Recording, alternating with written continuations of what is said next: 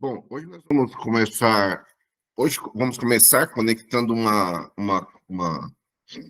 coisa, né? Uma coisa que é a BNCC.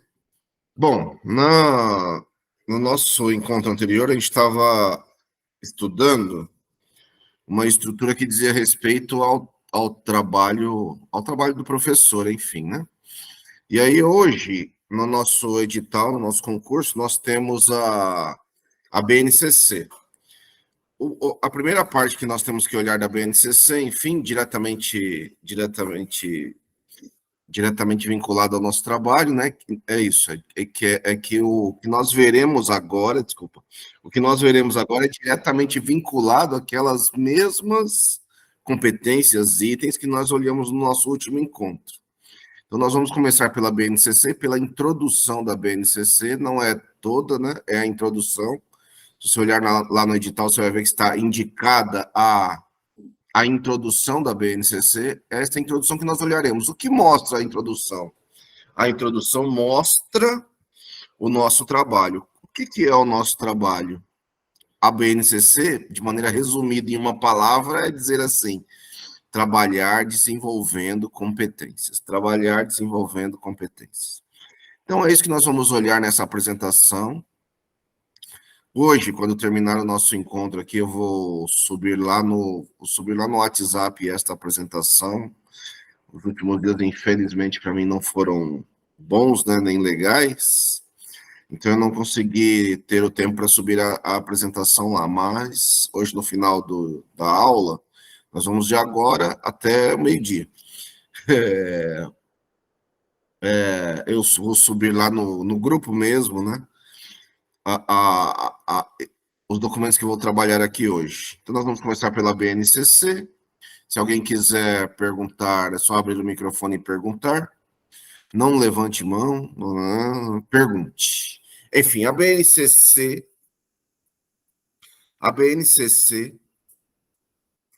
enfim, ele é um documento, né, que define o conjunto de aprendizagens essenciais que todos os alunos devem desenvolver. Então, a BNCC, ela normatiza, portanto, ela é lei. Ela deve ser seguida. Cabe dizer que, assim, que em 2013 teve toda uma discussão. Essa discussão, ela não é governamental só, era uma discussão proposta pela Conferência Nacional de Educação. Eu preciso dizer isso porque eu era um dos delegados, né? Então, eu estava lá em Brasília também, fazendo essas discussões. E a discussão que propunha a CONAI, a Conferência Nacional de Educação, a CONAI, era pela atualização dos documentos. Quais eram os documentos anteriores? Os documentos anteriores, o Brasil, só para você entender o contexto disso, o Brasil, ele define pela primeira vez na história o seu currículo em 1997, com os PCNs, Parâmetros Curriculares de Educação. Então, primeiro, a LDB é de 1996. Veja aí embaixo, aí nesse slide que está aí na sua tela, que está dizendo, né, a LDB, a Lei de Diretrizes e Bases, enfim, a 9394 de 1996. A LDB nasce em 96 e ela diz, a LDB diz em 96, é necessário criar currículo. O Brasil nunca teve um currículo nacional, ou seja, as escolas antes flutuavam, andavam em cima de currículos definidos ou nos municípios ou no estado, ou nem tinham, que era o que acontecia na maioria dos lugares, nem tinham nenhum currículo. Ou seja, cada um fazia o que dava na telha. Em 1996, com a LDB, então, nasce a prerrogativa. A prerrogativa tem que ter currículo. Tem que ter currículo nacional. Portanto, em 96 a LDB diz, em 1997 há a consolidação. Qual consolidação? Nascem os PCNs do ensino fundamental, em 1997. Em 1990, eu vou dar um pulinho, porque este outro não interessa. Em 1998, nasce o da educação infantil, esse não interessa. Em 1999, 1999, 3 anos depois, nasce os PCNs do ensino médio.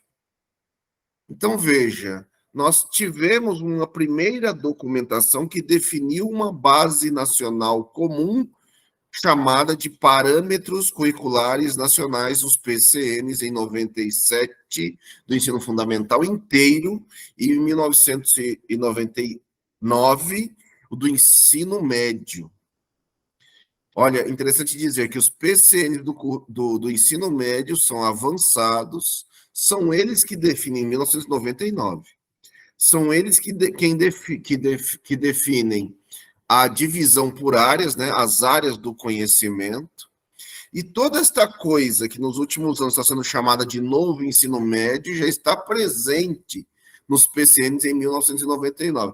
Qual o problema dos PCNs do ensino médio? O problema dos PCNs do ensino médio é que os professores mal o conheciam, portanto, mal o aplicavam, mesmo nas formações de especialistas nas universidades, infelizmente. Então, o documento era de 90, o mais novo, né, de 1999. 2013, 10 anos atrás, a CONAI, em outras discussões, falaram assim, olha, precisa pegar esses documentos que já tem tantos anos, 2013, o do ensino médio já tinha 14 anos, o do ensino fundamental já tinha 16 anos. É preciso atualizar. Então, a BNCC, a Base Nacional Comum Curricular, nasce como documento de atualização. O que é possível dizer? Olha, basicamente é o mesmo documento do passado, atualizado numa nova base. Atualizado, desculpa, numa nova linguagem, numa linguagem atualizada. Este é o jeito correto de dizer. Atualizado e numa linguagem pedagógica atualizada em 2014, 15, 16. No final de 16, início de 2017, nasce a BNCC do ensino fundamental. E depois, na sequência, em 18, nasce a do ensino médio. Ela se orienta na mesma estrutura que está embaixo aí, olha, ela se orienta pelos princípios, ela vai dizer o que é ético, o que é político, o que é princípio estético, para a formação humana integral. Lembra? Na última aula falamos, o ser humano integral, a construção de uma sociedade menos desigual, aqui escrito assim, né? Uma sociedade justa, democrática e inclusiva. Lembra da palavra inclusiva? Diz respeito à inclusão, mas diz respeito à inclusão de todas as diferenças. A escola é o lugar da diferença. A escola é o lugar da diferença. Nós não somos iguais, nós somos diferentes. A escola é o lugar da diferença. A escola é o lugar de tratar seres humanos na sua integralidade, ou seja, de olhá-los na sua completude. E isso também tem fundamentos nas DCNs, né, nas diretrizes curriculares nacionais, que foram discutidas alguns anos antes, ali por 2010, 2011, né? Então, a introdução vai dizer, olha, em 2017, a LDB, então, passa a utilizar uma nova estrutura, não mais os PCNs, não é porque os PCNs são só antigos, não porque somente os PCNs são antigos, mas é porque a educação é ciência. E por ser ciência, ela se atualiza, ela se modifica, porque novas formas de pensar a ciência nascem. Então, a LDB indica lá no artigo 35A que é a BNCC o documento organizador normativo. A LDB, então, lá no artigo 35A, né, este A é de anexo, porque ele foi acrescentado depois, define a BNCC como documento curricular. O que acontece com a BNCC? A BNCC é somente base. Ela é somente base. Ela é somente Então, olha, até na nossa última aula, nós terminamos um pouco, né?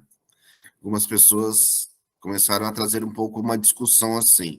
Há contradições, na realidade não é assim. Olha, se a realidade fosse assim, estaríamos, de certa forma, até felizes. Mas a escola, ela ainda não é só no Brasil, né? Na maioria dos lugares, mas no Brasil muito mais. A escola ainda é passado. A escola ainda é voltada ao passado. A escola ainda é antiga. Nós, professores, nós não fomos formados nessas bases. Anderson, que base é essa? Eu disse aqui no último encontro, se trabalha habilidades e competências, se trabalha conceitos. O que diz a BNCC em linhas gerais? Conceitos, teorias que precisam se transformar em práticas. Habilidades que precisam se transformar em competência. Teoria e prática são duas faces da mesma moeda. Hoje, no nosso final dessa manhã, no final desta aula de hoje, no final desta manhã, eu falarei de uma outra, de um outro trecho, de um outro trechinho, um trecho pequenininho, do edital sobre a prova prática. O que que acontece lá? Eu vou te mostrar hoje, né? Na prova prática, que eu estou te pedindo, né? Olha, é hora de você pensar a sua prova prática, gravar um vídeo. Na última aula eu falei da sequência de fatos, né? Cuidar da prova de títulos até o dia 12, se inscrever, cuidar da prova de títulos até o dia 12, e depois disso, é cuidar da prova prática. A prova prática, você vai gravar uma aula, mas só que a aula, lá no documento, no edital, você vai ver que a aula se pauta numa habilidade. Você vai ter somente 7 minutos para demonstrar como, num processo de aula, transformar aquilo que nasce como habilidade em competência. Por quê? Nós ensinamos competência. O que é competência? A competência é conectar aquela habilidade ao mundo, a um contexto, ao mundo lá fora. Esta é a maior dificuldade para qualquer ação. Por quê? Porque quando nós fazemos os nossos cursos nas nossas áreas, os cursos tendem, na universidade brasileira, ainda a serem absolutamente teóricos e só teóricos. Eles estão desvinculados da prática. Você, sei lá, em história vê a Roma antiga desconectada do mundo hoje, como se fosse desconectada a Roma antiga, por exemplo, né? E aí aqui no Brasil, somente no Brasil e na Itália, um exemplo bom. Somente no Brasil e na Itália nós temos cartórios, né? Estranho, não? A estrutura cartorária. Eu só estou dizendo que há conexões. Mas quem faz as conexões? A universidade não tem feito, quem tem que fazer somos nós, professores. Talvez um outro exemplo assim, é dizer assim, olha, lá na universidade se estuda, estuda muito o campo europeu somente, né? Lá na universidade se estuda em matemática os triângulos, né? Então, trigonometria, toda essa coisa. Nem se estuda, aí o professor nem estuda isso com profundidade, e depois ele tem dificuldade em conectar os triângulos, trigonometria, ao mundo aqui fora, matemática ao mundo aqui fora, sendo que nós vivemos um mundo absolutamente matemático. Então, a grande dificuldade é transformar habilidades em competências. Essa é a grande dificuldade. A BNCC vai buscar fazer essa discussão. Como é que contextualiza o ensino? Como é que conecta o ensino ao mundo desses jovens? Então, não é simples, não é fácil. Como é que conecta? Um outro jeito de dizer, é chato dizer assim, né? Como é que conecta o que nós ensinamos à vida?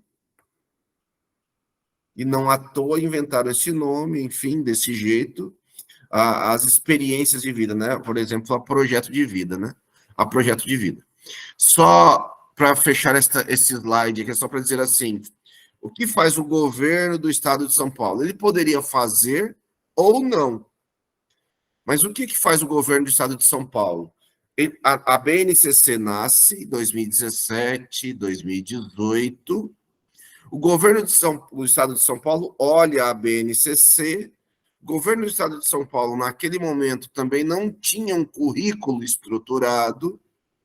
E ele vê a possibilidade, porque a BNCC fala: olha, os governos estaduais e municipais, se quiserem, porque nem todos têm, podem, a partir da BNCC, criar o seu currículo. O que o governo do estado de São Paulo faz? Aproveita a janela, a oportunidade, e olhando para a BNCC, cria o seu currículo. Currículo paulista. Dá para entender isso? Foi isso que aconteceu. O que é o currículo paulista? É o olhar paulista do estado de São Paulo para a BNCC. A BNCC é base. Qualquer profissional da educação e qualquer sistema de ensino pode pegar a base é chão, né? E criar umas estruturas em cima, né? Ou até edificar a casa inteira, entende? É isso, a BNCC dá a base. É o mínimo, mínimo, mínimo. Nós podemos fazer em cima dela. É tão aberto, são portas tão abertas que é possível fazer 1000 coisas. Infelizmente, até porque também é um documento novo, né? Mas, assim, infelizmente, ainda as escolas não sabem trabalhar nem a base. Tudo bem, é um documento novo. Tudo bem, é um documento novo. E veja aqui no final, né? A BNCC mostra competências e habilidades, está lá na LDB, artigo 36. E veja nas duas últimas linhas agora. A educação básica. O que é a educação básica, Anderson? A educação básica são 3 etapas. Educação infantil, que vai do 0 a 5 anos. Ensino fundamental, que começa aos 6 anos de idade e dura 9 anos, é a etapa mais longa, ensino fundamental, 9 anos. E ensino médio, que no Brasil a LDB diz mínimo 3 anos. Mínimo 3 anos. Mínimo 3 anos. A LDB diz que o ensino médio dura no mínimo 3 anos. Pode durar mais? Pode. Mas, como está escrito mínimo 3 anos, acaba durando geralmente 3 anos. Pode durar mais, Anderson? Sim, o ensino médio pode durar mais no Brasil. Poderia durar 4, poderia durar mais tempo até. Mas como a LDB diz mínimo 3 anos, então escreveu mínimo, aqui no Brasil escreveu mínimo, mínimo será. Então, dura 3 anos, porque a LDB diz mínimo 3 anos. Então, o que é a BNCC? Primeiro, olha, a BNCC, apesar dela ter a palavra currículo, a base não é currículo. A base é ponto de partida. A base é este chão que eu acabei de dizer. A base é ponto de partida. Portanto, em cima da base, qualquer escola, qualquer profissional da educação pode criar, para além dela, ensiná-la já seria sensacional, de certa forma. Além dela, qualquer profissional pode criar e avançar o quanto quiser. Na verdade, é o quanto quiser. O quanto quiser. Esta é a realidade. Talvez um problema da base resida no fato ela às vezes limita coisas, né? Limita no sentido assim, o Enem vai se pautar nela, as prova Brasil do ensino fundamental que avaliam, provas externas, que avaliam o ensino fundamental, né? A prova Brasil vai limitar também, né, de certa forma, porque ela vai se pautar no documento, se pautar no documento BNCC. Mas o documento, o documento ele norteia o seu trabalho, ele dá um norte ao seu trabalho, mas ele não pode, como muita gente acha, limitar o trabalho do professor.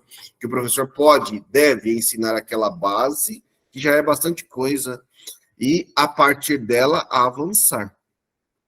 Então, a BNCC é um documento que define, a BNCC só mostra as habilidades, entende? Nisto há uma riqueza. Ela vai falar de habilidades e competências, ela vai tratar as competências como linhas gerais, nós veremos daqui a pouco.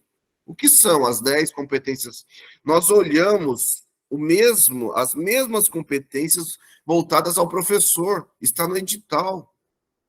Eu falei assim no final da aula, na nossa última aula, olha, porque não é possível ensinar aquilo que você não sabe. Então, para ensinar uma coisa, uma competência, você tem que desenvolvê-la. O que o edital diz? O edital está dizendo a mesma coisa. Olha, tem 10 competências que nós queremos do professor. Por quê? Esse professor tem que ensinar 10 competências, vão aparecer agora, daqui a pouco. Então, todos os currículos do país, sejam eles públicos ou de escolas privadas, têm que se pautar na BNCC. É o mesmo documento para todas as escolas públicas ou privadas. Públicas ou privadas. Portanto, se existem pessoas no Brasil, não é o meu caso, que vão falar que a escola privada é melhor que a pública, isso não é meu caso. Porque eu, Anderson, só acredito na escola pública. Se dependesse de mim, Anderson, escola privada nem existiria. Certo? Este é o meu ponto de vista. Mas o meu ponto de vista, de certa forma, ele é ultrapassado. Então, hoje, né? Então, temos escolas públicas e privadas. A escola privada é o mesmo currículo. Como é que ela pode ser melhor que a pública se ela tá se ela trabalha o mesmo currículo? Ela não é melhor. Ela não é melhor. Aliás, é, é, na verdade, a escola pública é muito melhor, não tem nem comparação com a escola privada, né? Não tem nem comparação. Só que as públicas são avaliadas. As privadas, ninguém sabe. As privadas são caixas pretas. No sentido igual avião, né? Caixa preta igual avião. Ninguém sabe o que tem nela. Só sabe se abrir, ver que tem um monte de coisa estranha e errada. Então, isto é a BNCC. A BNCC é um documento. Olha, nos círculos aí mostra então um pouco isso, né? A BNCC é o grande documento norteador. Os currículos estaduais, municipais e de escolas particulares, todos têm que seguir obrigatoriamente a BNCC. Ou seja, a cimentar, fazer o cimento, a base, o chão, para depois você edificar em cima desse cimento o que você quiser, enfim, porque depois do cimento, aí você faz a casa que quiser, né? Tem gente que vai fazer casa grande, outro vai fazer mansão, outro vai fazer barraco. Enfim, decisão aí cabe a cada um. E dentro das escolas, o currículo da escola. Aí isso é currículo. A BNCC não é currículo. A BNCC é ponto de partida. A BNCC é documento orientador. A BNCC fomenta, dá ideias, é necessário conhecer. E aí é necessário dizer também, o professor brasileiro mal conhece a BNCC. Então, como é que ele aplica a BNCC? Nós, professores brasileiros, mal conhecemos a BNCC. Professor brasileiro mal conhece, pensando em agora Estado de São Paulo, mal conhece esse currículo paulista, que é novo, tudo bem, mas mal conhece esse currículo paulista. Como é que ele, então, aplica algo que ele não conhece? Na escola, enfim, né? A escola tem que criar o seu projeto político-pedagógico. E espera-se que seja político. Político no sentido de ser participativo. Ter a participação das crianças, dos jovens, dos pais, de quem quiser participar. Mas também, e lógico, também dos profissionais da educação, dos professores, do pessoal que cuida, dos inspetores, de quem está na escola, também inferir sobre o currículo da escola. Quem tem currículo, o que é o currículo? O currículo é o documento da escola, cada escola tem que ter, que mostra o que aquela escola forma, que tipo de pessoa aquela escola forma. Olha o outro problema. Toda escola tem que ter, pública ou privada, toda escola tem. E quando eu dou aula, eu pergunto aos professores se eles conhecem o currículo da escola em que trabalham, e geralmente a resposta é: não conheço. O currículo da escola onde eu trabalho. Então, que tipo de pessoa estamos formando? Né? Na verdade, não estamos formando. E a LDB diz isso também, quando formos olhar aqui a LDB, ela vai dizer isso, né? A LDB diz isso lá no seu artigo 11, 12, nos artigos 11, desculpa, os artigos 12 e 13, 12 e 13 da LDB vão dizer assim, olha, a escola tem que ter este currículo, está escrito lá desde 96, a escola tem que ter este currículo, e o professor lá dentro da sala dele, das salas que ele tem que ter baseado neste currículo da escola, que está baseado na BNCC, olha, tudo encadeado, o plano dele lá da sala de aula, o planejamento dele lá na sala de aula, tem que ter todas essas conexões. Ele não faz o plano de aula, o planejamento, desconectado da BNCC, do PPP da escola, do projeto, do currículo da escola, que é na escola que se define o currículo, ele faz tudo em consonância, ele faz tudo conectado. Dá para entender, não? Entender isso, esta base é fundamental. Sem isso. Anderson, por que é importante passar no concurso? Porque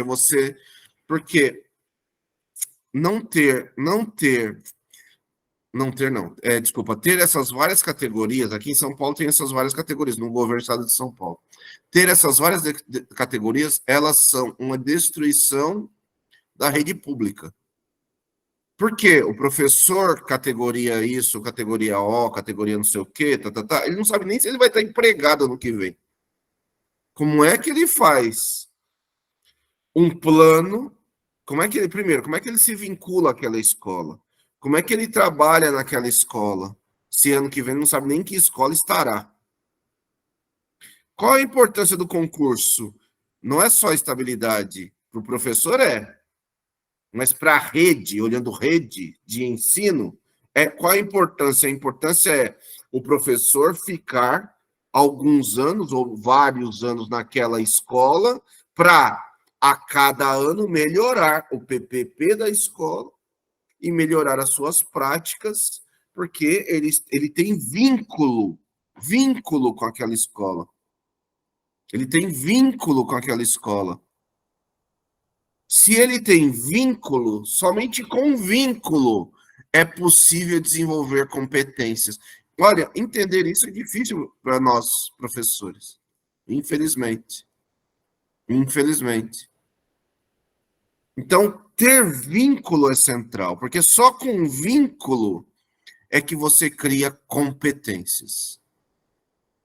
Aliás, é só com vínculo que se ensina. Se você não tem vínculo, você não ensina.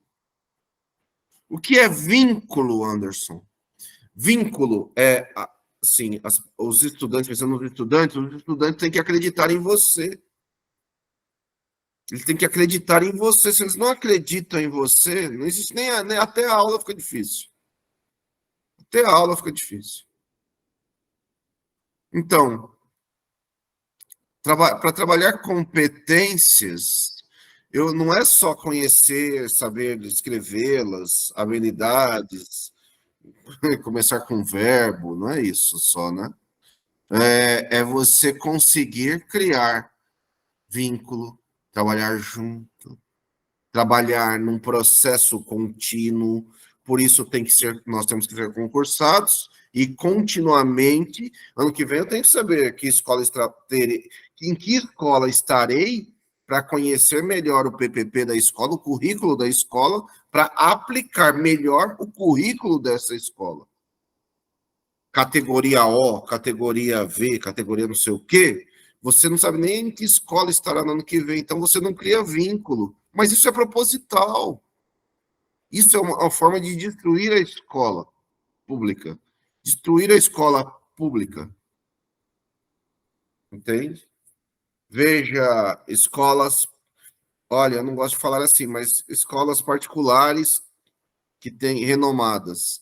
Quando você olha o corpo de professores, a maior parte, não todos, mas a maior parte está lá fixa a um determinado tempo. Portanto, sabe onde cabe jogar, conhece as regras do jogo. É isso que nos falta nas nossas escolas, nas escolas públicas. O que falta? Ter identidade. Anderson, o que é identidade? Identidade é o documento mesmo, sabe o documento que você tira do bolso? Que mostra de onde você veio, né? Que dia você nasceu, quem são seus pais. É a mesma coisa. O PPP da escola é este documento que a escola tira do bolso e diz: olha, nós pensamos isso, nós acreditamos nisso, nós fazemos isto, nós formamos este tipo de pessoa. E aí, assim, não tem jeito. Eu tenho que apontar o dedo. Formamos esta pessoa assim, assim, assim. Porque se eu formo esta pessoa assim, assim e assim, a mim mesmo eu também estou formando assim, assim e assim. Se a escola acredita, bobamente dizendo, se a escola acredita que seus estudantes são idiotas, se os professores acreditam, escola, professores, nós, acreditamos que os nossos alunos são idiotas, nós também somos. Porque nós formamos aquilo que somos. Nós formamos aquilo que somos. Se eles são incompetentes, eles, meninos, é porque também nós somos.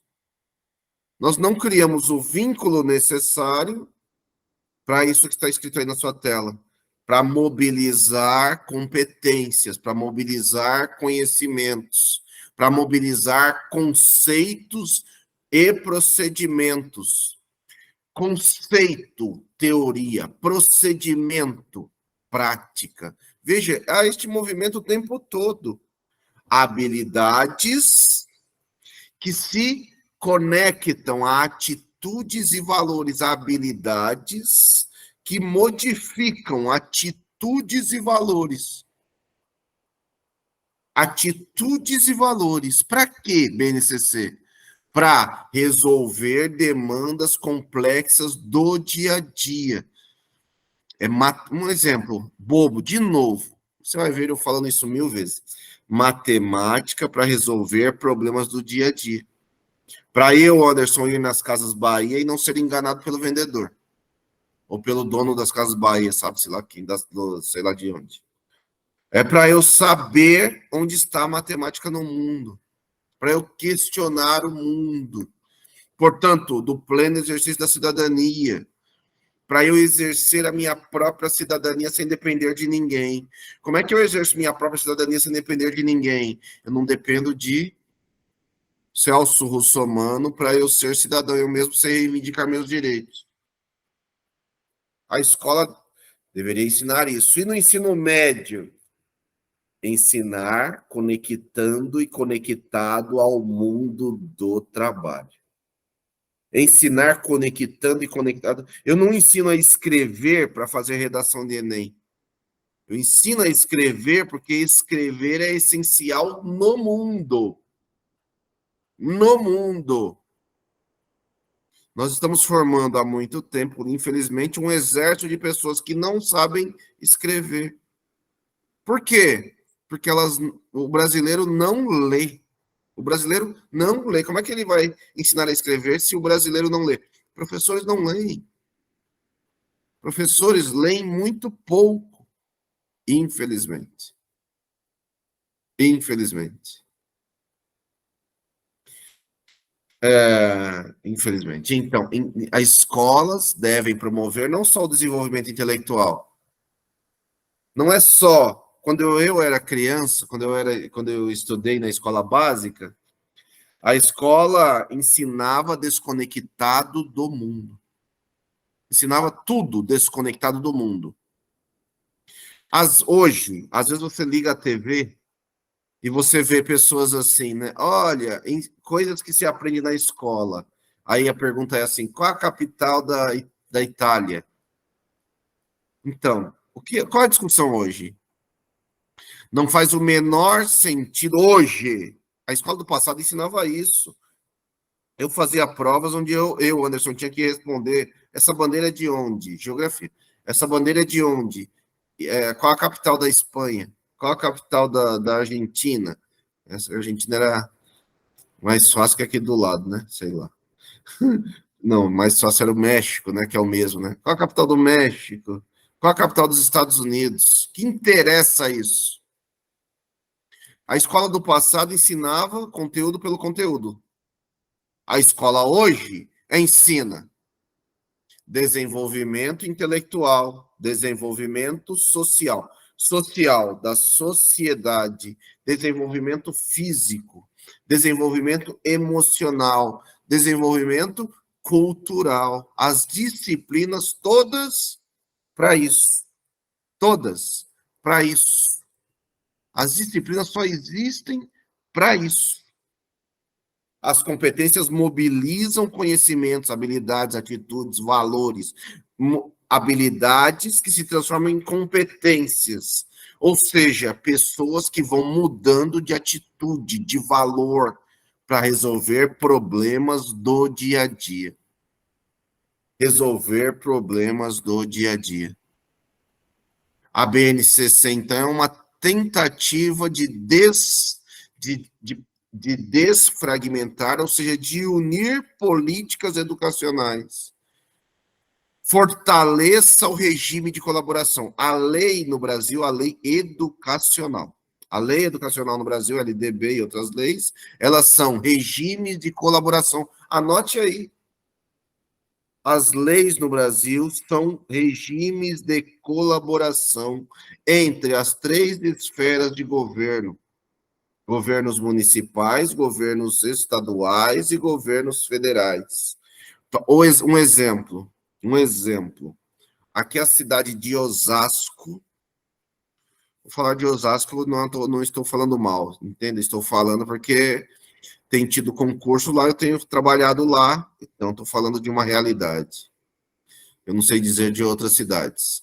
A cidade de Osasco, ela não tem currículo. Currículo assim, no sentido assim, não tem um currículo da cidade de Osasco, entende? Uma mini BNCC de Osasco. Ela poderia ter, mas não tem. São Paulo, a cidade de São Paulo tem. A cidade de São Paulo tem, a cidade do Rio de Janeiro tem, nem todas as cidades têm. As cidades pequenas não tem. Osasco não é uma cidade pequena. Mas Osasco, que não é pequeno, não tem. Um currículo da cidade de Osasco não tem. Então, o que que Osasco faz? Osasco olha, aí ele pode escolher, ele pode pegar ou o currículo paulista ou pegar a própria BNCC. O que que Osasco faz? Em regime de colaboração, pega o do governo do estado de São Paulo. Pega o do governo do estado de São Paulo. A BNCC integra políticas do regime de colaboração. E sempre, toda lei brasileira é sempre regime de colaboração. Trabalhar na educação infantil, trabalhar na educação não é, professor, não é você faz o que você quer. Você trabalha colaborativamente com outros profissionais, com a direção, com os outros professores. Não é cada um por si. A educação no Brasil é um direito porque é campo social. Por isso, regime de colaboração presente o tempo todo. Às vezes, nem isso nós entendemos, nós, professores. Ficamos nos matando uns aos outros. Até porque divididos em categorias. Então, tá tudo errado, né? Por isso que as coisas não avançam. Reitero, assim, na última aula falamos de contradição. Olha, sinceramente, assim, sinceramente, as leis hoje elas não são favoráveis. Eu não sei se elas serão nos próximos anos. As leis hoje nos são favoráveis.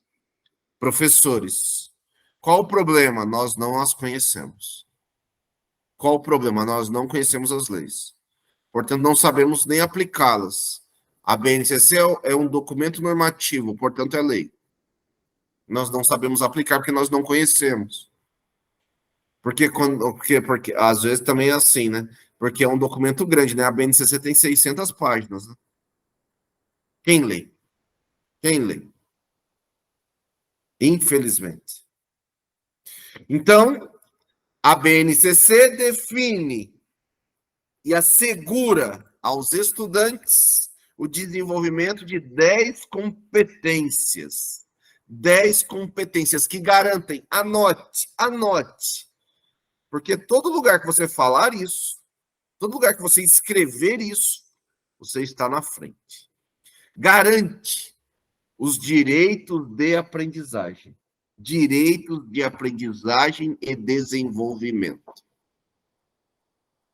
Então, aprender para o estudante é um direito. Direitos de aprendizagem.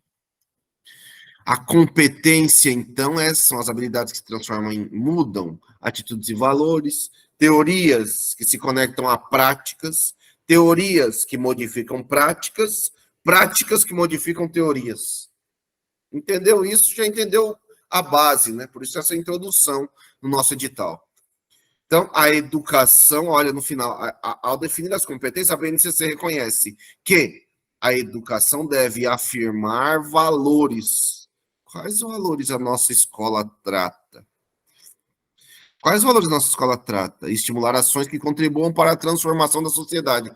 Estimular ações que contribuam para a transformação da sociedade. Algo extremamente complexo. Mas é a escola que trabalha.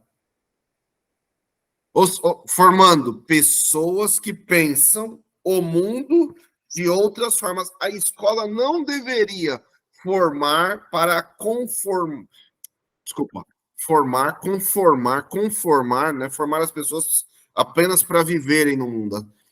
A escola deveria estar na BNCC, formar pessoas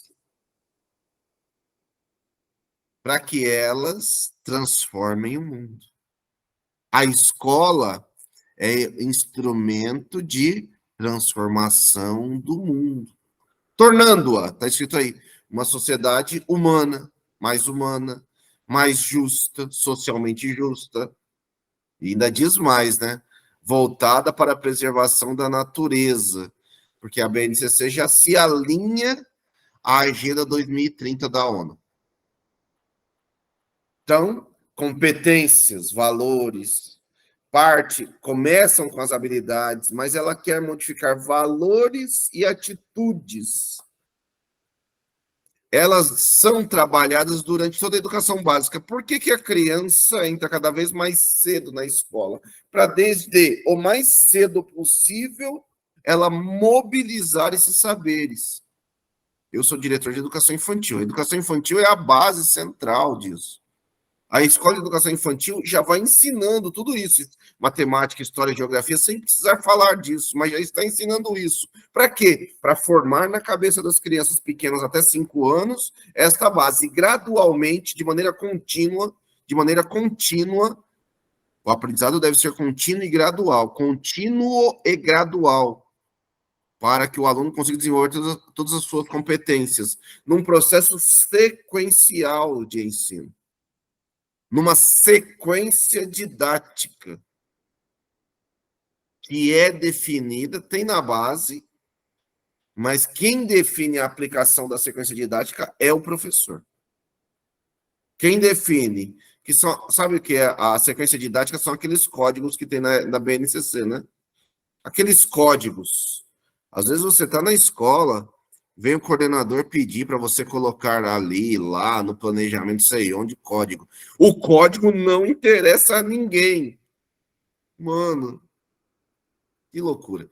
O código não interessa a ninguém. Ah, Anderson, mas aí tem sistemas do governo, não sei o que lá, que pede para colocar o código. Então eu só falo assim, coloca lá o código. Qualquer código.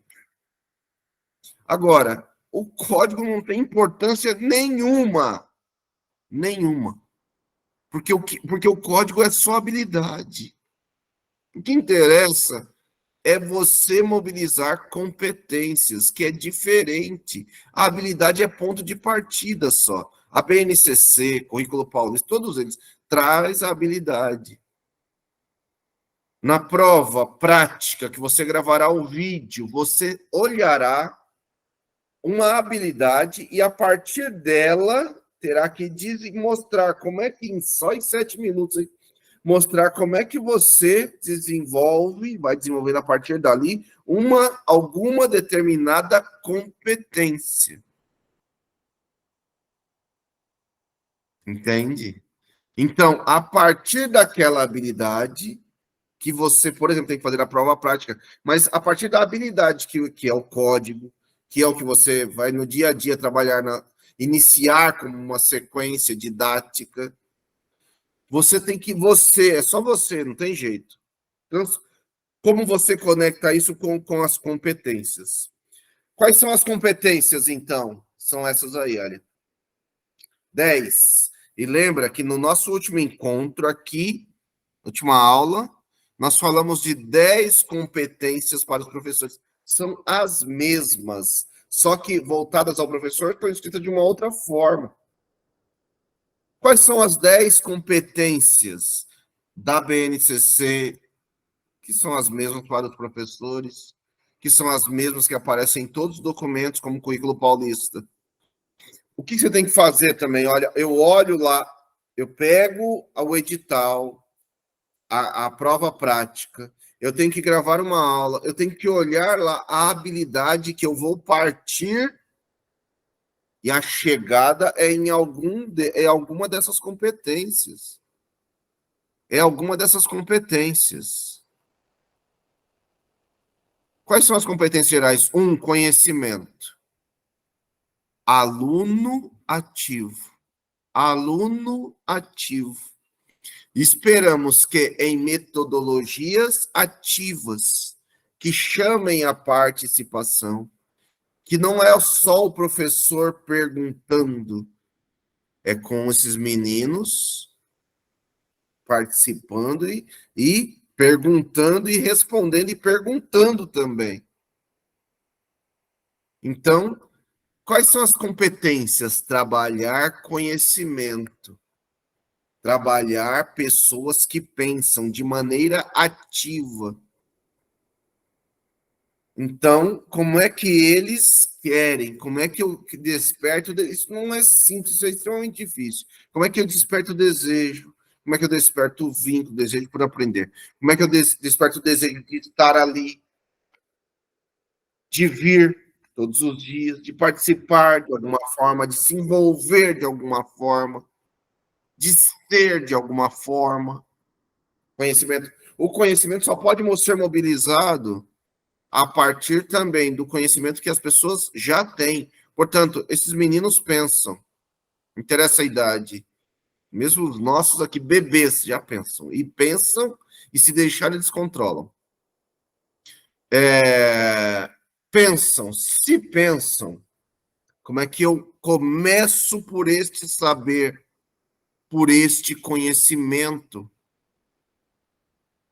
E aí, olha, falar simples, uma coisa simples, né? Eu sempre digo isso, quer dizer assim, se eu Anderson, não sou, mas se eu fosse professor de matemática, uma das coisas que eu faria em algum momento do ano, pensando que eu estou lá no ensino fundamental, nos anos finais, eu estou lá no ensino médio, algum momento do ano eu faria, se eu fosse professor de matemática, para partir do conhecimento deles, eu faria pipa. faria pipa com eles na sala, construiria o pipa com eles. Construiria o pipa com eles. Não só de matemática, porque eu posso conectar com o de arte, posso conectar com o de ciências, e assim sucessivamente, né? Mas eu faria uma pipa com eles na escola, porque tem forma, tem geometria, já tem uma série de coisas de matemática que eu poderia trabalhar, dizer. E eu falaria assim, por que é do conhecimento, a partir do conhecimento deles? Porque eles é que me ensinariam. Eu, Anderson, não sei nem soltar pipa. Eu, Anderson, não sei nem soltar pipa. Eles que me ensinariam, eu não sei fazer. Eles que me ensinariam. A gente faria lá o pipa. E depois a gente soltaria o pipa. O pipa solto é absolutamente matemático. Não é só, porque tem outras áreas ali, mas ele é muito matemático. Porque ele lá no céu, ele forma, em relação a quem está soltando aqui, neste ponto, lá no céu, ele forma um triângulo. Lá no céu, pipa, lá no céu, em relação ao chão e à pessoa, forma um triângulo. Então eu poderia sacar este triângulo dali e trabalhar trigonometria, trabalhar o que eu quiser. Trabalhar os triângulos todos, matemática. Conhecimento é a partir do conhecimento que eles têm. Aluno ativo. 2, agora eu que faço a conexão. Porque o conhecimento que esses meninos têm, ele não é científico. Quem é que traz a ciência? Você, eu, você. Quem é que traz a ciência? Eu, você. Então, nós trazemos a ciência. Então, pensar cientificamente, dá um exemplo de história. Prova paulista tem agora no estado. Então, prova paulista, são jeitos de nos controlar. Bônus, jeito de nos controlar. Prova, Paulo, Saresp, jeito de nos controlar. A gente precisa, sim, que vocês passem no concurso. Mas eu diria mais. A gente precisa ter outros tipos de dirigentes nesses lugares. Então, é se envolver, é querer ser dirigente, para a gente começar a trabalhar outros olhares. Precisamos querer que nós, professores, sejamos secretários da educação, secretárias da educação. Veja que em educação, o secretário da educação é sempre, não é nem da educação, não entende nada, né? Entende nada. Vanessa escreveu assim, dá um exemplo de história. Olha, uma história é tudo, né? História é o mais fácil deles, né? História, olha, por isso que os professores de história são chatos. É que você falou da pipa, né, na matemática, aí eu fiquei pensando, o que eu poderia, como que eu poderia colocar o pipa, né, na aula de história? Ah, na aula de história o pipa? Talvez, de certa forma, é só entender assim, poucos lugares do mundo, meninos soltam pipa, né? Por que poucos lugares do mundo, meninos soltam pipa, né?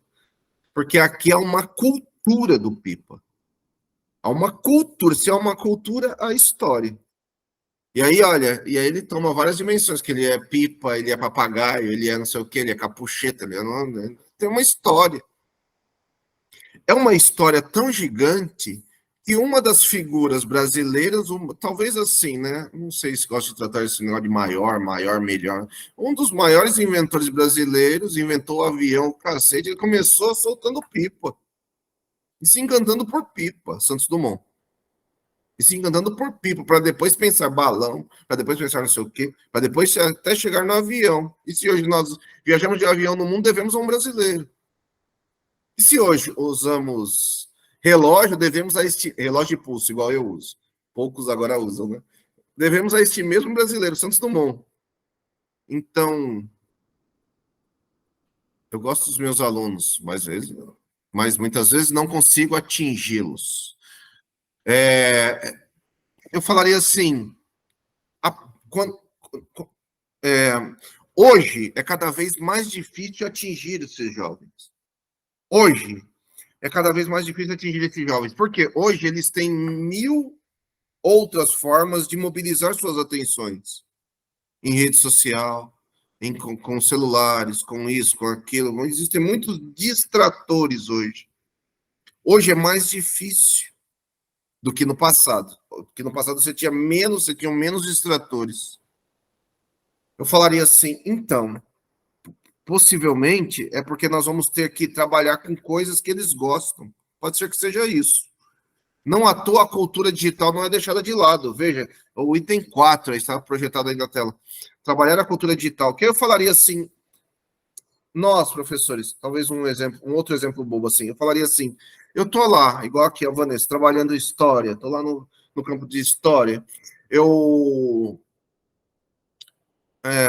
como é que eu poderia trabalhar história a partir de uma problematização que, de repente, eu faça, qualquer uma, para falar assim, olha, agora nós vamos escrever na rede social. Como é que eu poderia escrever numa rede social, avaliar pela rede social, tirar fotos pela rede social, tá, tá, tá.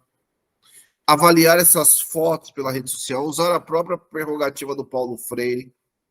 Paulo Freire, quando foi alfabetizar adultos, ele trabalhou imagens, né? Eram desenhos feitos pelo Francisco Brenan.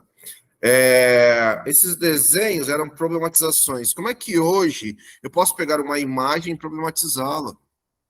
Entende? Problematizá-la, entende? Olha, talvez uma coisa das mais simples, um exemplo simples de como eu atingi-los.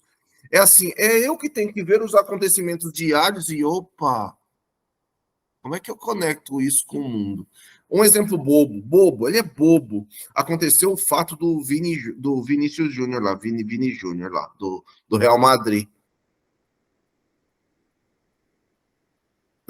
Aconteceu no final de semana, sei lá, aconteceu no final de semana. Sinceramente, eu, professor, você, professor, não tem como chegar na segunda e não, nem que seja por 10 minutos, não tem como chegar na segunda e, ó, matemática, papapá, história, outra coisa lá, sabe?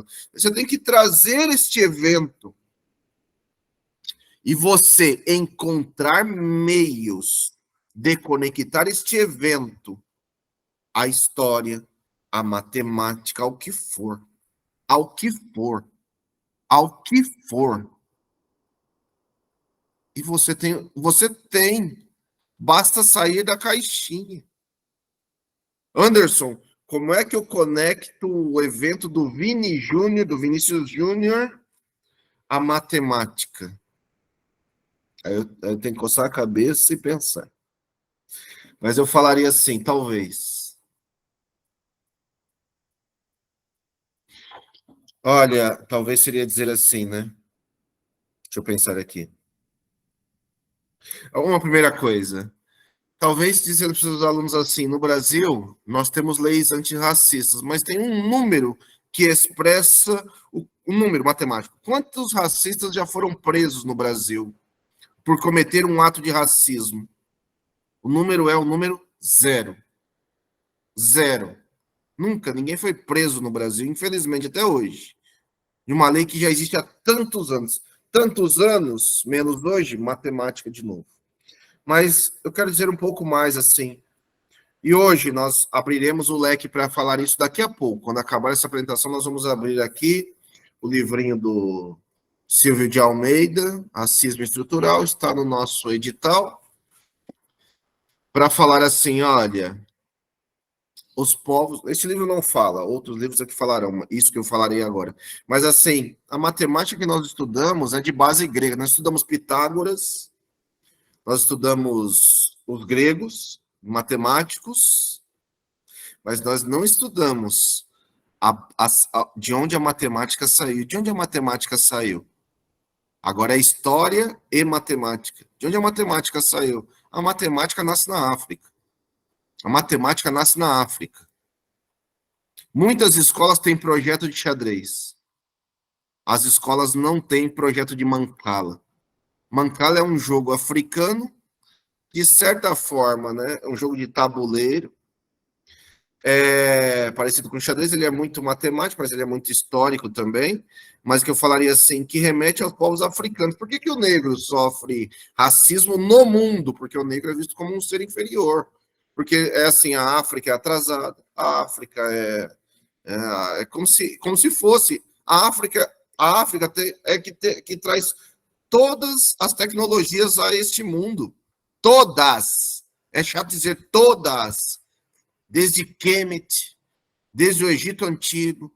Não à toa tem algo lá para desclassificar os povos africanos e negros. O que se faz? A mídia, a grande mídia faz por aí. Às vezes fica falando assim, as pirâmides do Egito foram feitas por extraterrestres. Mano, as pirâmides que nós temos aqui na América do Sul, né, na região do Peru, por povos originários, povos indígenas, foram feitas matematicamente por extraterrestres para desqualificar povos indígenas. As pirâmides que nós temos, por exemplo, no México, para falar dos conhecidos, né? Pirâmides que nós temos de outro tipo, de outra forma, de outra estrutura no México. Foi feito por alienígenas, sei lá, por o que falam por aí. Então, como é que o racismo ele avança e graça? É quando, assim, o negro é como se o negro fosse atrasado, é como se a África fosse atrasada, e a África não é. A África é estigmatizada.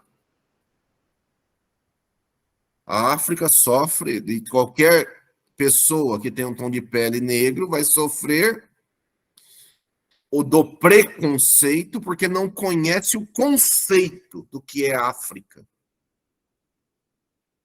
Por isso, preconceito e racismo. Então, qualquer evento, para mobilizar esses saberes desses meninos, eu preciso conectar eventos do dia a dia. Aconteceu um fato gigante como esse do Vinícius Júnior, eu tenho que parar, discutir com eles, aí sou eu. Aí, olha, isso aí na apresentação que estou falando agora. Número 2. Quais são as competências gerais? Número 2. Pensamento científico. Quem conecta a ciência? Quem conecta a matemática, a geografia, a história? É o cientista, sou eu, é você, o professor de ciência, de geografia, de história, de arte, de educação física. Pensamento crítico, olhar os eventos do mundo e ter criticidade. Por que os professores sofrem em sala de aula, em disciplina, não sei o que lá? Porque a aula é desconectada do mundo. Porque a aula não tem a ver com nada desses meninos. Com nada. Eu posso voltar em história, eu posso voltar em várias disciplinas. Né? Entra lá na Amazon e escreve o meu nome, Anderson Severiano Gomes. Tem o meu livro, você vê lá meu livro sobre o ensino médio. Lá eu fico um pouco falando disso. Mas é assim, eu posso pegar a Revolução Francesa, e falar igual o meu professor me falava, é chato, é horrível. A gente tem que falar de Revolução Francesa, porque é a Revolução Francesa que funda o capitalismo. Então tem que falar, ok. Mas como é que eu trago isso para hoje?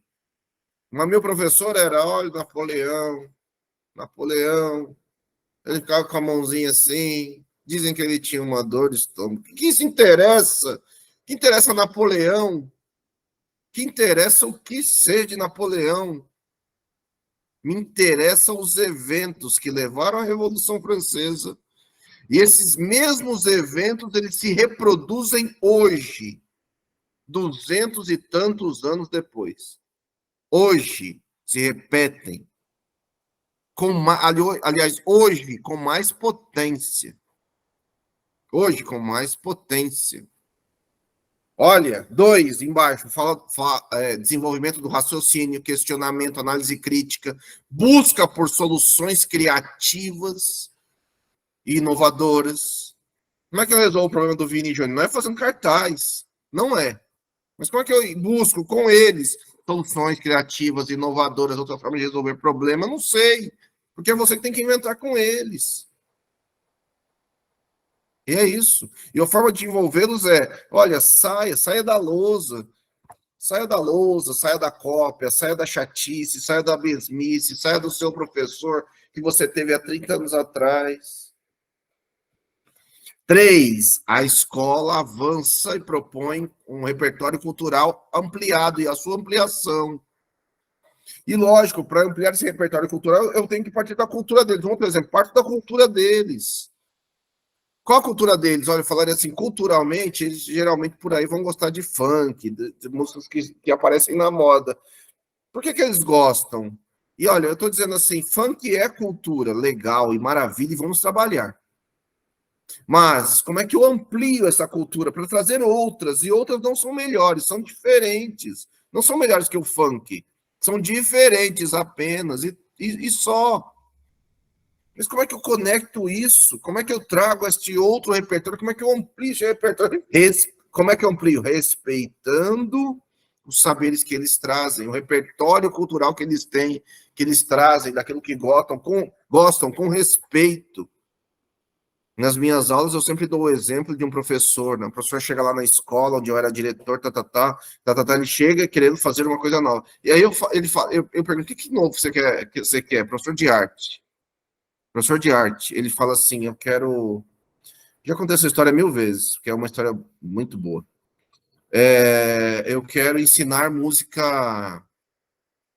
Eu queria ensinar para os meninos aqui do Capão, assim, né? Música...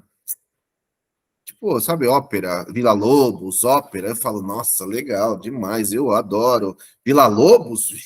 Villa-Lobos é tudo, hein? Eu queria que um dia tocasse as baquianas e os meninos, opa, baquiana número 1. Opa, baquiana número 4. Opa, falei para ele. Pô, falei, está no lugar certo. Mas eu perguntei, mas como você acha que pode ensinar isso? Ele falou, não, eu venho e trago e taca ali pau. Falei, mano, não faz isso não. Você vai fazê-los detestar tudo isso. Porque eles não escutam isso, nem escutam sons assim, nem estão acostumados com sons assim. Eles vão detestar, vão querer te matar e vão matar. Eles não vão querer escutar isso nunca mais. Por favor, eles vão falar, isso é chato. Isso é chato. Eu falei, você aceita outro caminho?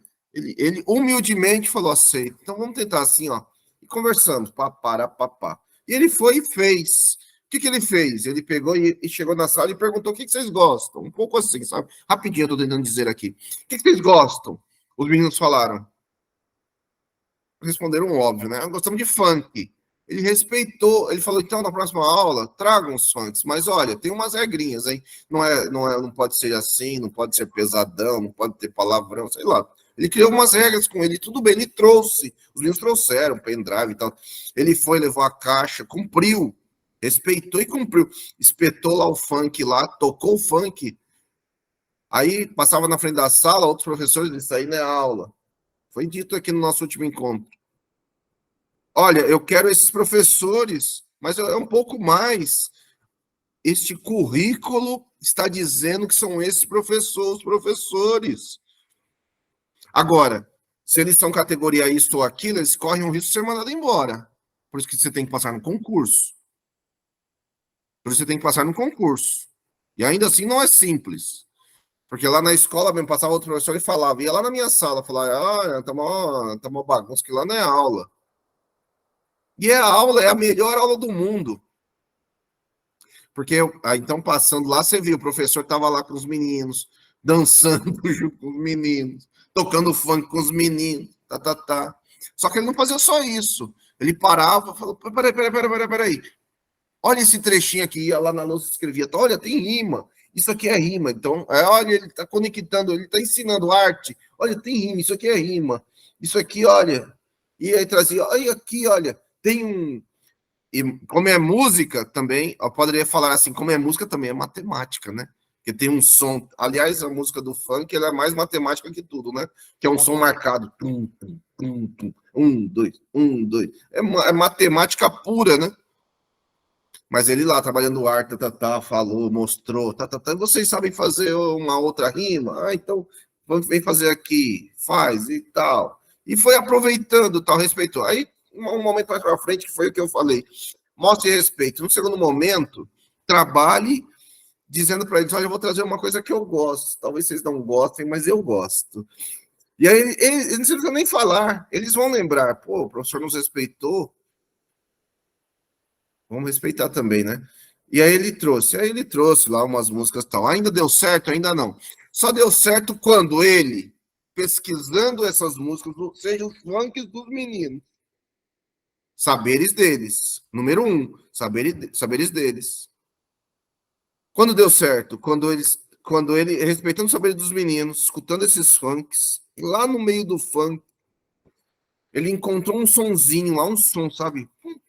E aí ele pegou e trouxe e ele pegou uma ópera e trouxe um trechinho da ópera com o mesmo, tinha um som assim muito parecido, entende? Aí ele chegou nos meninos e falou assim: hoje eu trouxe isso aqui, ó. E aí ele trouxe o som lá da música do funk e a música da ópera. Vocês acham que. Olha o som, olha, escuta de novo. Escuta de novo. Escuta de novo um. Escuta de novo o outro. Escuta de novo. Os meninos, hã? Oh, é mesmo, é a mesma coisa. Quem é esse cara aí, professor? E aí ele vai e traz. Olha, esse cara viveu há 200 anos. Este cara. Professor, será que o MC, não sei o que, escutou? MC Livinho, Lavinho, Lovinho, não sei quem. Será que ele escutou esse cara? O professor não tem a resposta, mas ele fala assim: não sei. Mas olha, escuta de novo. Os meninos, opa, melhor a gente escutar isso daí, hein?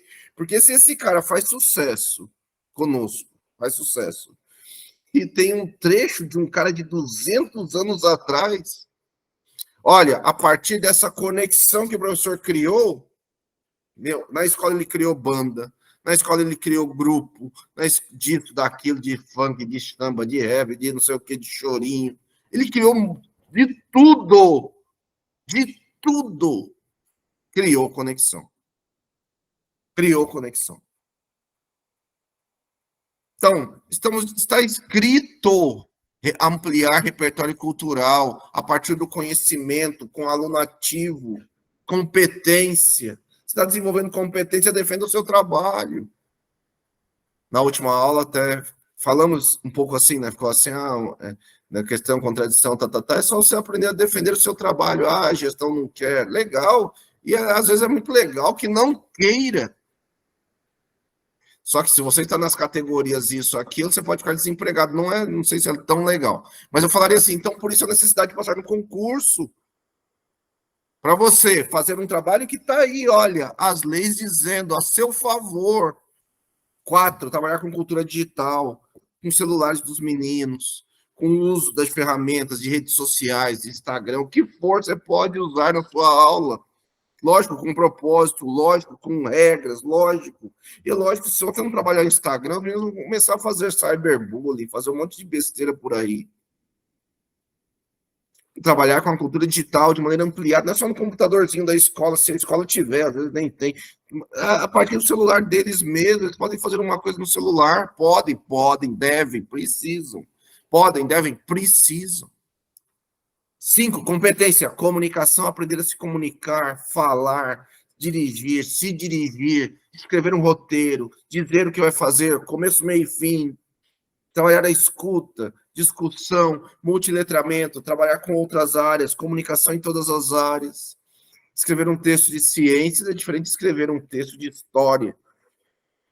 Escrever um texto, ou se comunicar em história é diferente de se comunicar em outra área.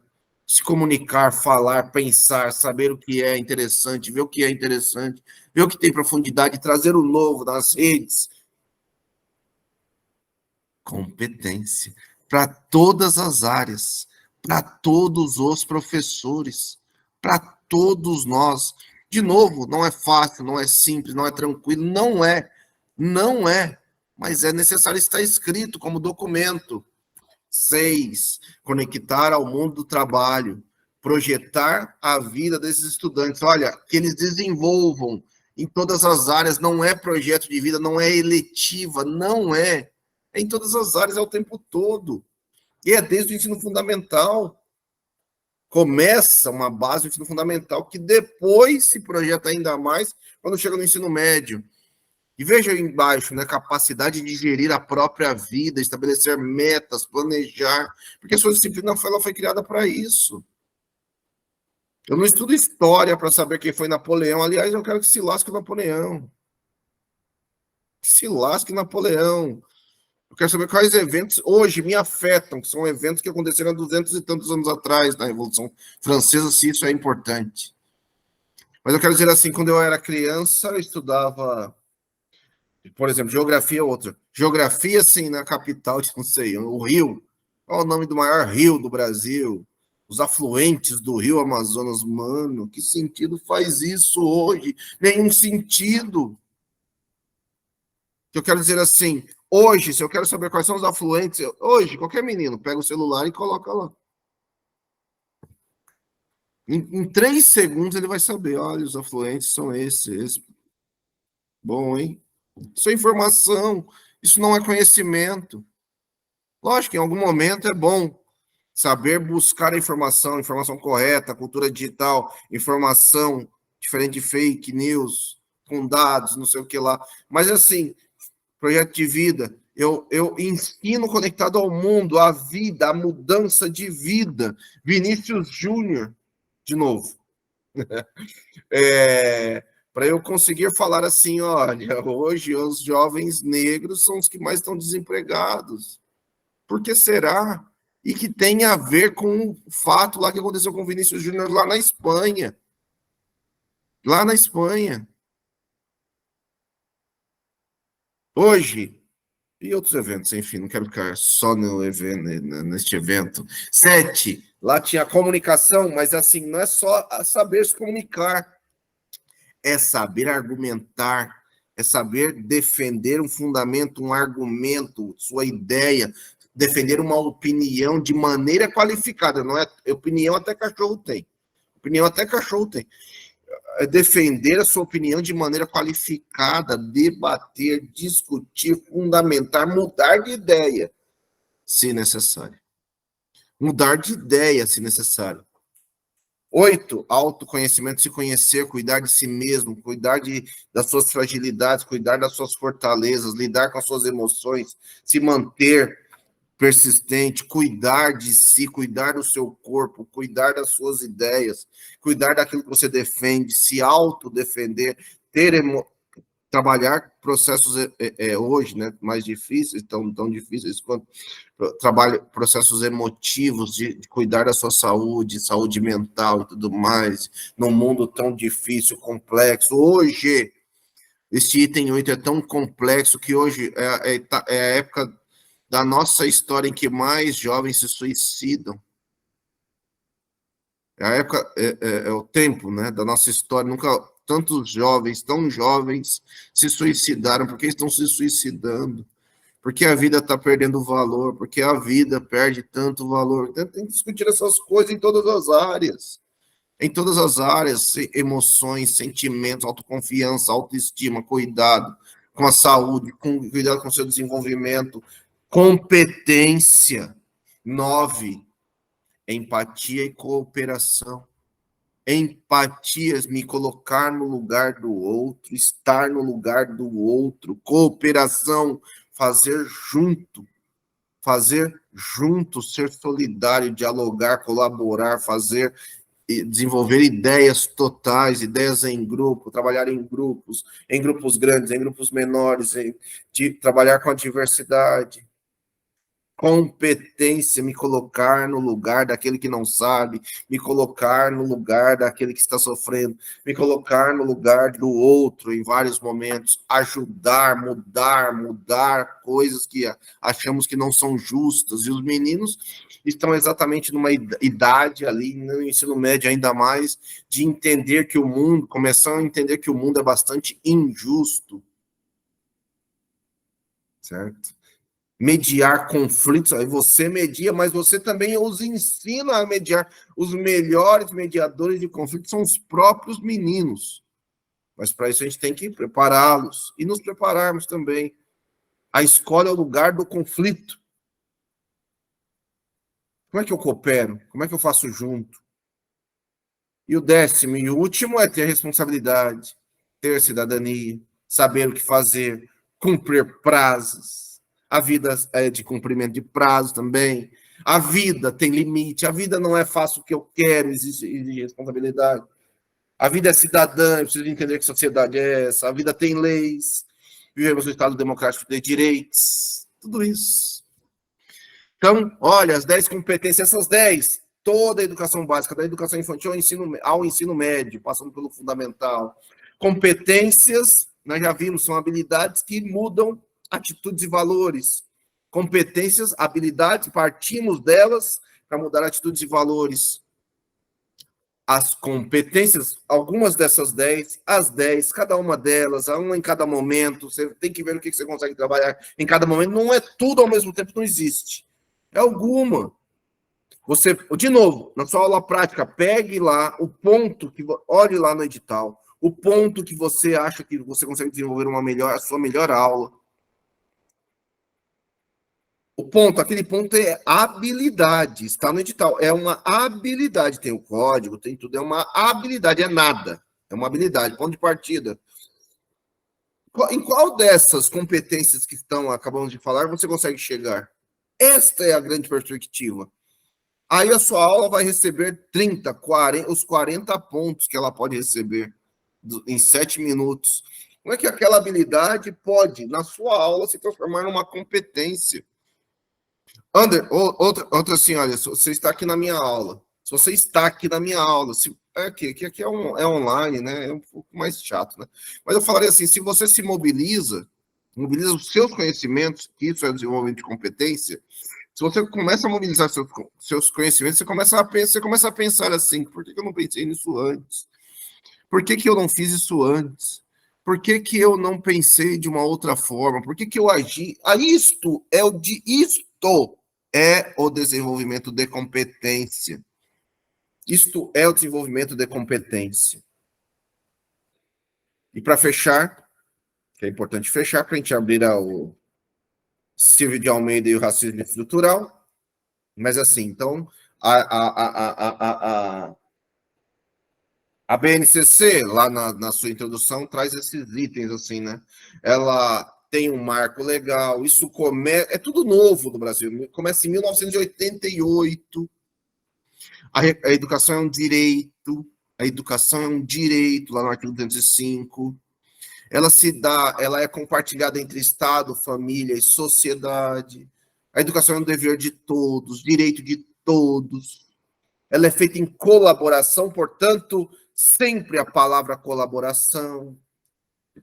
Na própria Constituição estabelece conteúdos, no artigo 210, conteúdos mínimos, já existia em 88, isso só vai consolidar na LDB, o que está escrito aí, só vai se consolidar na LDB em 96, e os currículos nascem em 97, 98 e 99, 1999 do ensino médio.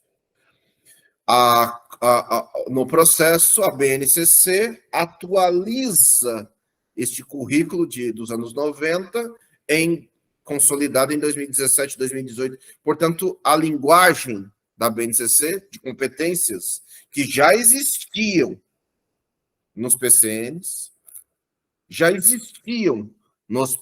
mas agora ela é mais enfatizada. Então, a BNCC, ela vem da Constituição, vem da LDB, ela é uma construção contínua. A LDB, no artigo 26, isso está na introdução, só para você saber, para você entender, nós já estamos estudando as leis, hein? Ao mesmo tempo, mas está na introdução da BNCC. O artigo 26 da LDB é o que determina os currículos. Se você pega a LDB, vai lá no artigo 26, hoje tem 26 e 26A. Mostra o que deve ser ensinado ali na LDB em linhas gerais. Então, o que deve ser ensinado está lá no artigo 26. O que é a LDB? O que é a BNCC? Desculpa. O que é a BNCC? A BNCC é pegar o artigo 26 e traduzir num texto, é um longo texto, né?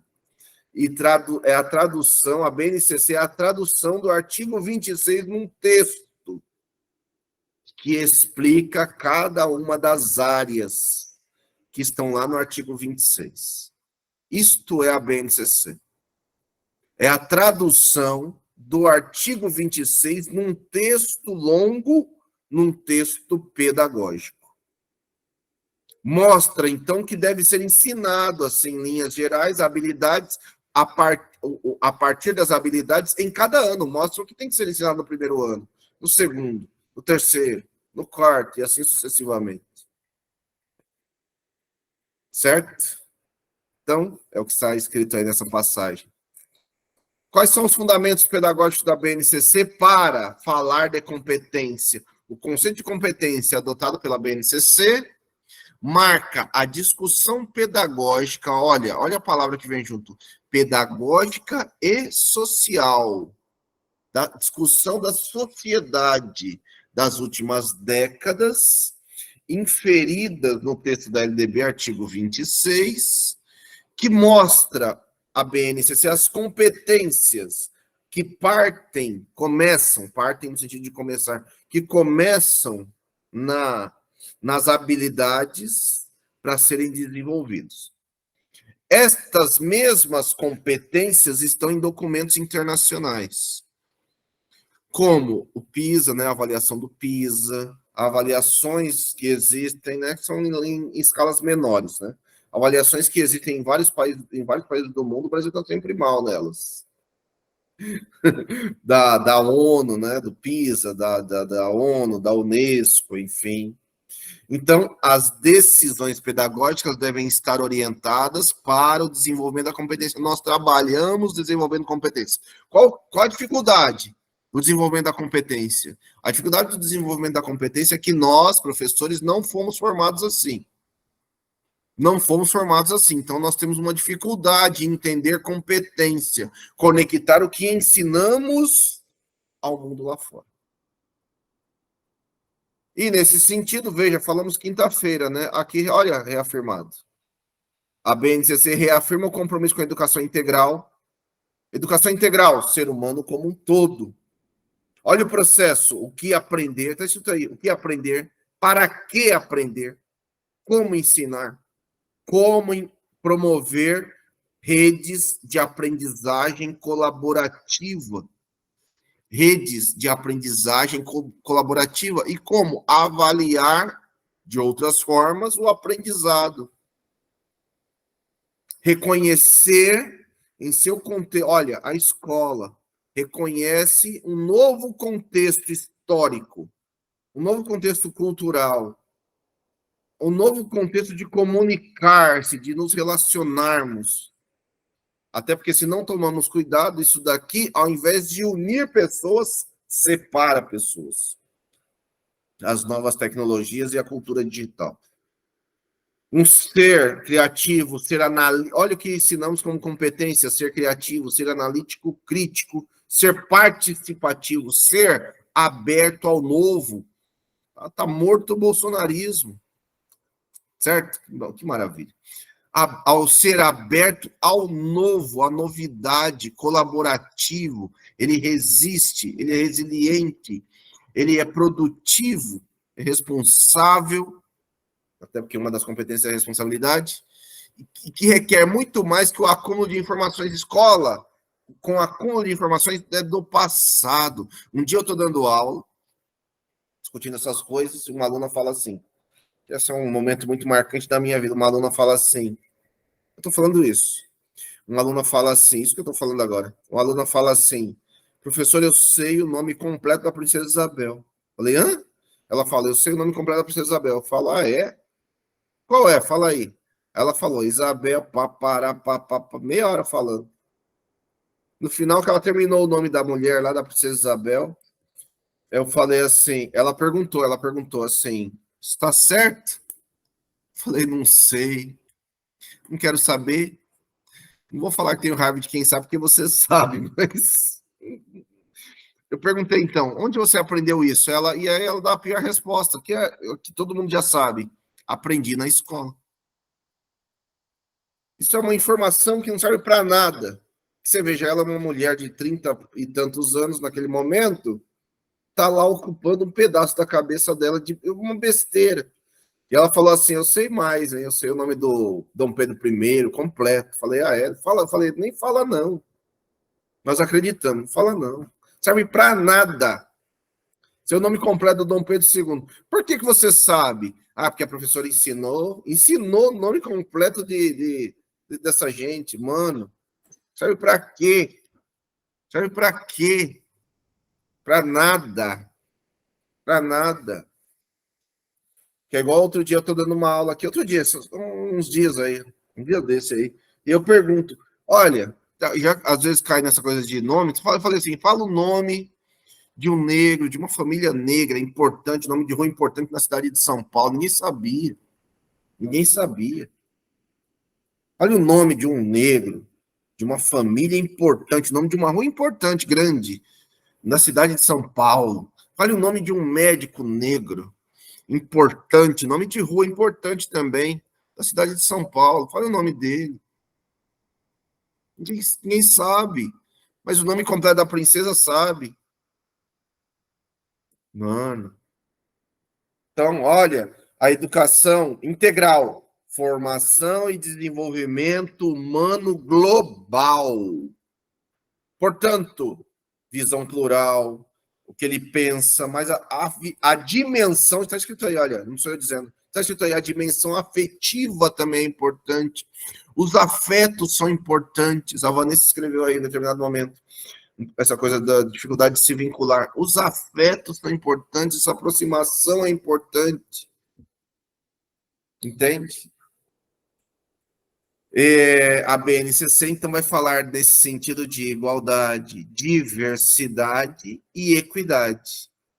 Trabalha para uma educação que busca a igualdade. Nós somos socialmente desiguais. Está escrito no documento, olha, vivemos profundas desigualdades sociais. A busca por igualdade é uma luta. Luta para negros, para mulheres, para povo LGBTQIA+, e assim vai. Luta para todos que estão fora do padrão. Então, a escola deve planejar um foco claro na equidade. A busca é por equidade. Sim, a busca é por igualdade. Sim, a busca é por diversidade. Com foco claro na equidade. Olha o que é, na imagem aí, a igualdade. O que é a igualdade? A igualdade, aqui, olha, a discussão é sobre os caixotes, entende? Na igualdade, eu ofereço o mesmo para todos. Tudo bem. Vírgula, mas isso traz problemas. A igualdade não resolve os problemas da sociedade. Se nós continuarmos oferecendo sempre o mesmo, a mesma coisa, nós professores, sempre o mesmo, sempre a mesma coisa, você vai ver assim, vai ter sempre alguém excluído. Veja, oferecemos o mesmo caixote. Olha o menino que é menor. Então, o que é a equidade? A equidade é uma busca por justiça dentro da igualdade. Eu ofereço a igualdade, mas ainda lá, dentro da igualdade, eu ofereço a equidade.